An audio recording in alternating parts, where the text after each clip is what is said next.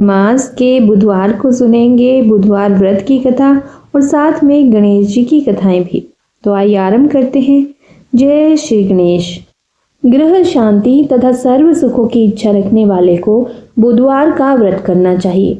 इस व्रत में रात दिन में एक ही बार भोजन करना चाहिए। इस व्रत के समय हरी वस्तुओं का उपयोग करना श्रेष्ठ है। व्रत के अंत में शंकर जी की पूजा धूप बेलपत्र आदि से करनी चाहिए। साथ ही बुधवार की कथा सुनकर आरती के बाद प्रसाद लेकर जाना चाहिए। बीच में ही नहीं जाना चाहिए। आइए आरंभ करते हैं। एक समय एक व्यक्ति अपनी पत्नी को विदा करवाने के लिए अपनी ससुराल गया। वहां पर कुछ दिन रहने के पश्चात सास ससुर से विदा करने के लिए कहा, किंतु सबने कहा कि आज बुधवार का दिन है, आज के दिन गमन नहीं करते हैं। वह व्यक्ति किसी प्रकार नहीं माना और हठ धर्मी करके बुधवार के दिन ही पत्नी को विदा कराकर अपने नगर को चल पड़ा। राह में उसकी पत्नी को प्यास लगी तो उसने अपने पति से कहा कि मुझे बहुत जोर से प्यास लगी है। तब वह व्यक्ति लोटा लेकर रथ से उतरकर जल लेने चला गया और जैसे ही वह व्यक्ति पानी लेकर अपनी पत्नी के निकट आया तो यह देखकर आश्चर्य से चकित रह गया कि ठीक अपने ही जैसी सूरत तथा वैसी ही वेशभूषा में वह व्यक्ति उसकी पत्नी के साथ रथ में बैठा हुआ है। उसने क्रोध से कहा कि तू कौन है जो मेरी पत्नी के निकट बैठा है। दूसरा व्यक्ति बोला, यह मेरी पत्नी है, मैं अभी अभी ससुराल से विदा कराकर ला रहा हूँ। वे दोनों व्यक्ति परस्पर झगड़ने लगे। तभी राज्य के सिपाही आकर लोटे वाले व्यक्ति को पकड़ने लगे। स्त्री से पूछा, तुम्हारा असली पति कौन सा है? तब पत्नी शांत ही रही क्योंकि दोनों एक जैसे थे। वह किसे अपना असली पति कहे? वह व्यक्ति ईश्वर से प्रार्थना करता हुआ बोला, हे ईश्वर, यह क्या लीला है कि सच्चा झूठा बन रहा है। तभी आकाशवाणी हुई कि मूर्ख, आज बुधवार के दिन तुझे गमन नहीं करना था, तूने किसी की बात नहीं मानी। यह सब लीला बुधदेव भगवान की है। उस व्यक्ति ने बुधदेव से प्रार्थना की और अपनी गलती के लिए क्षमा याचना की। बुधदेव जी अंतर्ध्यान हो गए। वह अपनी स्त्री को लेकर घर आया तथा बुधवार का व्रत में दोनों पति पत्नी नियम पूर्वक करने लगे। जो व्यक्ति इस कथा को श्रवण करता तथा सुनता है या सुनाता है उसको बुधवार के दिन यात्रा करने का कोई दोष नहीं लगता है। उसको सर्व प्रकार से सुखों की प्राप्ति होती है। जय हो बुधवार देवता की, बुध देवता की जय। आइए सुनते हैं गणेश जी की कथा। जय श्री गणेश। एक बुढ़िया माई थी, मिट्टी के गणेश जी की पूजा करती थी। हर रोज बनाए और रोज गल जाए। एक सेठ का मकान बन रहा था। वो बोली, पत्थर का गणेश बना दो। मिस्त्री बोले, जितने हम तेरा पत्थर का गणेश गढ़ेंगे उतने में अपनी दीवार चुन लेंगे। बुढ़िया बोली, राम करे तुम्हारी दीवार टेढ़ी हो जाए।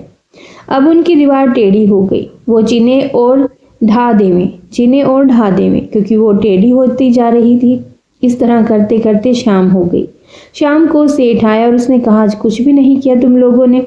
तो वे लोग कहने लगे कि एक बुढ़िया आई थी और वो कह रही थी कि मेरे पत्थर के गणेश गढ़ दो। हमने नहीं गढ़ा तो उसने कहा तुम्हारी दीवार टेढ़ी हो जाए, और तब से दीवार सीधी बन ही नहीं रही। बनाते हैं तो वो टेढ़ी चली जाती है, फिर उसको ढा देते हैं। सेठ ने बुढ़िया को बुलवाया। सेठ ने कहा, हम तेरा सोने का गणेश गढ़ देंगे, हमारी दीवार सीधी कर दो। सेठ ने बुढ़िया को सोने का गणेश गढ़ कर दिया। सेठ की दीवार सीधी हो गई। जैसे सेठ की दीवार सीधी की वैसी ही प्रभु सबकी करना। जय श्री गणेश। आइए सुनते हैं एक और कथा, क्योंकि बुधवार व्रत की कथा इसके बिना अधूरी मानी जाती है। तो आइए आरंभ करते हैं। जय श्री गणेश। प्राचीन काल में समतापुर नाम का एक नगर था। उस नगर में मधुसूदन नाम का एक व्यक्ति निवास करता था। मधुसूदन जब विवाह के योग्य हो गया तो उसके माता पिता ने उसका विवाह पास ही के छोटे से नगर बलरामपुर की युवती संगीता से कर दिया। संगीता का परिवार काफी धार्मिक और सात्विक भाव से जीवन जीता था।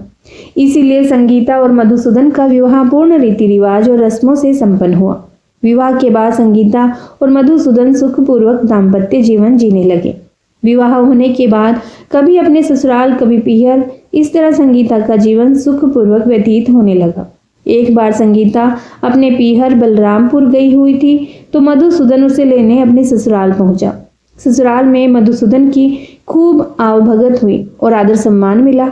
संध्या को जब मधुसूदन ने ससुराल से विदाई लेनी चाहिए तो संगीता के माता पिता ने मना कर दिया।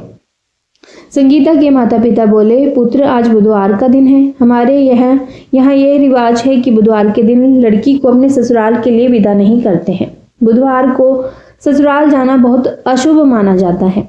आप आज रात्रि को यहीं विश्राम करो और प्रातःकाल संगीता को लेकर चले जाना। मधुसूदन को उनकी बातों पर विश्वास नहीं हुआ और वह बुधवार को ही जाने की अपनी जिद पर अड़ा रहा। हार कर संगीता के माता पिता ने उन्हें विदा कर दिया। मधुसूदन और संगीता अभी कुछ दूर ही निकले थे कि घने वन में उनकी बैलगाड़ी का पहिया निकल गया। अब बैलगाड़ी को नहीं खींच पाए और दोनों पैदल ही समतापुर की तरफ निकल पड़े। कुछ दूरी चलने के बाद संगीता को थकान होने लगी और बहुत तीव्र प्यास लग गई। दोनों ने एक पेड़ के नीचे विश्राम करने का निश्चय किया और मधुसूदन संगीता के लिए जल लेने के लिए वन में निकल गया। थोड़ी देर बाद जब मधुसूदन जल लेकर आया तो देखता है कि उसकी पत्नी के पास उसका हमशक्ल व्यक्ति ठीक उसी की जैसी वेशभूषा धारण किए बैठा है। मधुसूदन को यह देखकर बहुत क्रोध आया और वह उस बहरूपी से झगड़ा करने लगा। संगीता भी नहीं समझ पाई कि उसका पति कौन है, क्योंकि दोनों पूर्णतः एक जैसे प्रतीत हो रहे थे। मधुसूदन और उसके हमशक्ल का झगड़ा सुनकर पास ही से गुजर रहे राजा के सैनिक वहां आ गए। सैनिकों ने जब सारा वृतांत सुना तो उन्होंने संगीता से अपने पति को पहचानने के लिए कहा। संगीता भी दुविधा में पड़ गई और अपने पति को नहीं पहचान पाई। झगड़े का कोई हल नहीं निकलने के कारण सैनिकों से मधुसूदन और उसके हमशक्ल को राज दरबार में पेश किया। राजा ने दोनों को कठोर कारावास की सजा सुना दी। अब मधुसूदन को अपने किए का प्रायश्चित होने लगा और वो समझ गया कि उसने बुद्ध देव को क्रोधित किया है और उन्हीं के क्रोध का यह फल है।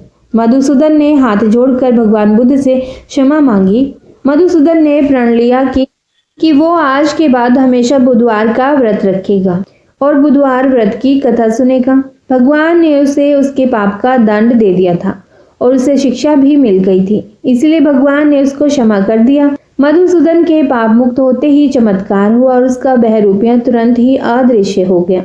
राजा ने उसे क्षमा करके प्राण दान दिया और संगीता के साथ विदा कर दिया। दोनों राजा के महल से थोड़ी ही दूर निकले होंगे कि उन्हें सामने से अपनी बैलगाड़ी आती दिखाई दी। बैलगाड़ी में दोनों पहिए भी एकदम ठीक थे। दोनों ने भगवान को धन्यवाद दिया और तुरंत अपनी बैलगाड़ी में सवार होकर घर की तरफ प्रस्थान किया। उसके बाद से मधुसूदन कभी भी बुधवार को संगीता को नहीं लाया और दोनों सुखपूर्वक अपना दाम्पत्य जीवन यापन करने लगे। बुधवार का व्रत निरंतर करने के कारण भगवान बुद्ध और गणेश जी की कृपा हमेशा उन पर बनी रही। ओम नमः शिवाय।